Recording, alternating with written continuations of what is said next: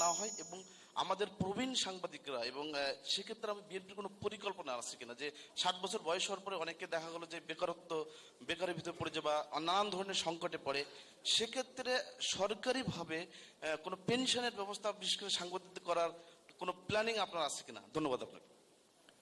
আপনার প্রথম কনসার্নটা আমি আমাদের যারা সংসদ নির্বাচনে অংশগ্রহণ করছেন তাদের কাছে পৌঁছে দিব।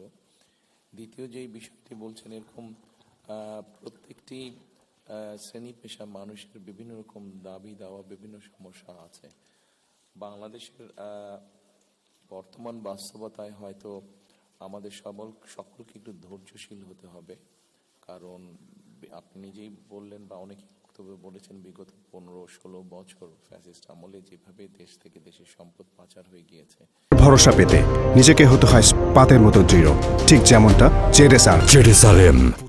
স্বাভাবিকভাবে আমরা যদি শক্ত ধৈর্যশীল হই, রাদার আমরা যদি জন এফ কেনেডির ওই কথাটা বলি যে রাষ্ট্র আমাকে কি দিল তা না, আমি রাষ্ট্রকে কি দিতে পারি, সেক্ষেত্রে হয়তো আমরা ধীরে ধীরে হলেও একটা বেটার অবস্থান গড়ে তুলতে পারবো এবং তখন সকলকে আমরা একটা সুবিধাজনক অবস্থায় নিশ্চয়ই নিয়ে যেতে পারবো।